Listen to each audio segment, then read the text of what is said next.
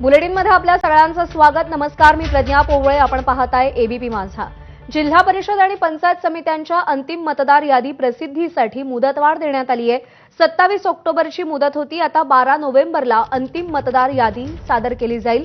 32 जिल्हा परिषदा आणि 336 पंचायत समित्यांसाठी निवडणूक होणार आहे.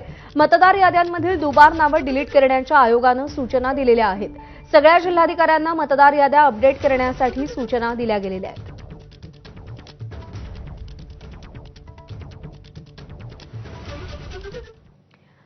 याच दरम्यान शिंदेंच्या शिवसेनेचे नेते रवींद्र धंगेकर यांनी आज एक्सवर ट्विट केलेलं आहे. जैन बोर्डिंग संदर्भातला हा मुद्दा आहे. 230 कोटी रुपये गोठवण्यात यावे अशी मागणी केली आहे. पुण्यातील जैन बोर्डिंग हॉस्टेलच्या सगळ्या ट्रस्टींना बरखास्त करा अशी मागणी रवींद्र धंगेकर यांनी केली आहे. जैन बोर्डिंग ट्रस्टच्या विक्रीमध्ये जी 230 कोटी रुपयांची रक्कम बिल्डरकडून ट्रस्टला मिळालेली आहे ती रक्कम गोठवण्यात यावी. जमीन चोरी करणाऱ्या टोळीला धडा शिकवण्यासाठी ही रक्कम गोठवली जावी अशी मागणी धंगेकरांनी केली आहे. धंगेकरांचं ट्विट असं आहे: जैन बोर्डिंग ट्रस्ट विक्रीतून मिळालेली 230 कोटींची रक्कम गोठवा. जमीन चोरी करणाऱ्या टोळीला धडा शिकवण्यासाठी 230 कोटी जप्त करून ट्रस्टच्या कल्याणासाठी वापरा. गैरव्यवहार करणाऱ्या सगळ्या ट्रस्टींना बरखास्त करून प्रशासक नेमा. ट्रस्ट चालवण्यासाठी जैन समाजातील चांगल्या मंडळींची निवड करा.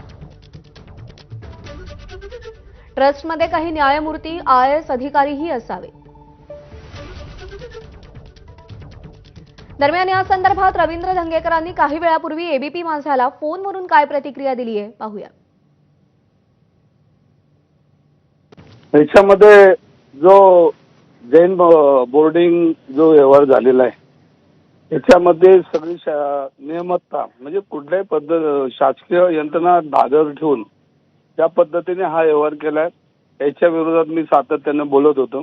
याच्यामध्ये बँकेने जे पैसे दिलेले आहेत, बुलढाणा बँक असेल, ती कर्नाटकची कुठली एक बँक असेल, ते 50-50 कोटी 20-20 कोटी रुपये देतात कुठनं, हा महत्वाचा प्रश्न आहे. आणि ह्या अर्बन पतपेढीसारखे बँक आहेत, ह्या बँकेमध्ये प्रचंड गैरव्यवहार आहेत, प्रचंड ह्या सगळ्या व्यवहारात तफावत आहे. आणि मग ही एका दिवसात हे पैसे देतात कुठनं आणि ह्या बँकेमधनं पैसे आलेत कुठनं याची चौकशी झाली पाहिजे.